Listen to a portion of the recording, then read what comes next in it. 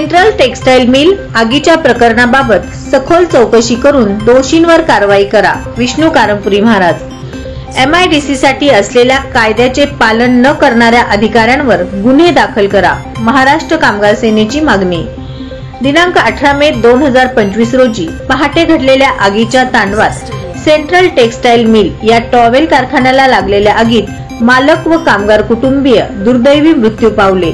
त्या 8 जणांच्या आत्मशांती लाभण्यासाठी संबंधित आगीस कारणीभूत असलेल्या दोषींवर कठोर कारवाई करण्यासाठी सखोल चौकशी करा. तसेच मनसूर व बागवान कुटुंबियातील मृत्यू पावलेल्यांना प्रत्येकी 25 लाख रुपये मदत करावी अशा मागणीचे निवेदन महाराष्ट्र कामगार सेनेच्या वतीने माननीय जिल्हाधिकाऱ्यांना देण्यात आले. महाराष्ट्र कामगार सेनेचे प्रदेशाध्यक्ष विष्णू कारंपुरी महाराज यांच्या नेतृत्वाखाली शिष्टमंडळाद्वारे माननीय जिल्हाधिकारी यांना देण्यात आलेल्या निवेदनात एकूण 10 मागण्यांचा समावेश करण्यात आला आणि भविष्यात असे गंभीर प्रकार घडू नये यासाठी पूर्व दक्षता घेण्याचे या मागण्यांमध्ये समावेश आहे. वरील सर्व मागण्यांची गंभीरपणे दखल घेऊन योग्य ती कारवाई करण्याबाबतचे निवेदन देण्यात आले.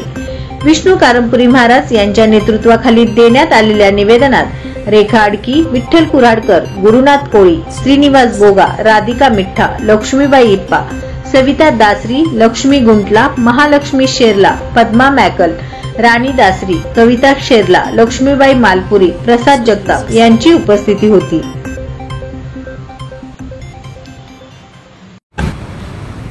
जय महाराष्ट्र.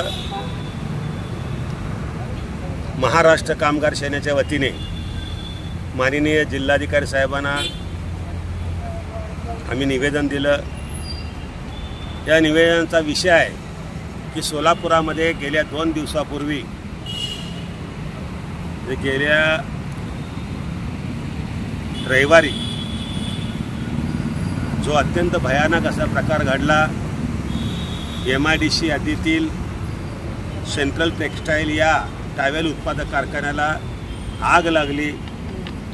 या आगीच्या संदर्भामध्ये अत्यंत भयानक असे प्रकार घडलेले आहे आणि सर्वांना माहीत देखील आहे. विशेष म्हणजे या आगीमध्ये जे 8 लोक मृत्युमुखी पडले त्याच्या बाबतीत आम्हाला अत्यंत खेद वाटला. त्यांना आम्ही आमच्या महाराष्ट्र कामगार सेनेच्या वतीने आम्ही त्यांना मी माझ्या सोलापूर समितीच्या वतीने आम्ही श्रद्धांजली वाहत आहोत. त्यांना त्यांच्या आत्म्याला शांती लाभो. परंतु हे करत असताना ही गोष्ट इतंत भयानक घडलेली आहे की आंतरराष्ट्रीय स्तरावरही माहिती झालेली आहे. देशाचे राष्ट्रपती महामहिम राष्ट्रपती यांचा श्रद्धांजली वाहिली. त्याचबरोबर देशाचे पंतप्रधान मोदी साहेबांनी श्रद्धांजली वाहिली आणि त्याचबरोबर महाराष्ट्राचे मुख्यमंत्री, मंत्री आणि लोकप्रतिनिधींनी या ठिकाणी त्यांना श्रद्धांजली वाहण्यात आली. यावरून दिसून येतं की किती भयानक गोष्ट या ठिकाणी घडलेली आहे. याला घडण्याचं कारण काय? अनेक वेगवेगळ्या कारणं सांगतात, पण महाराष्ट्र कामगार सेना ठामपणे सांगते की ज्या ठिकाणी तिथे जे आग लागली याला कारणीभूत असलेल्या दोषी असलेल्या लोकांना सदोष मनुष्यवधाचा गुन्हा दाखल झालाच पाहिजे. त्याचबरोबर त्या ठिकाणी जे नियम आहेत, आम्ही 11 मागण्याचं निवेदन दिलं. कारखाना निरीक्षकांचं ते काम आहे. महापालिकेचं पाणी म्हणजे अग्निशामक दलाचं त्या ठिकाणी अनेक वर्षापासून यंत्रमागधारक मागणी करतायत. त्याचासुद्धा सोय होऊ शकलं नाही म्हणून सुद्धा त्याला कारणीभूत आहे. आणि एकाच DP वरून पूर्ण MIDC त्या भागामध्ये लाईट पुरवठा केला जातो, वीज पुरवठा केला जातो, तो देखील कारण आहे. आणि त्या रहिवासी झोनमध्ये कारखाना MIDC मध्ये रहिवासी झोन असू नये हे देखील कारण आहे. आणि दर वर्षाला B फार्म भरावा लागतो.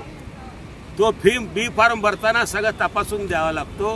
आणि अत्यंत भयानक गोष्ट असे घडलेली आहे की या ठिकाणी अग्निशामक दलाचे सर्व जवान प्रमुख साळुंके साहेबांनी सांगितलं की आम्हाला आग विझवायला अत्यंत वेळ लागला, अडचणी निर्माण झाल्या.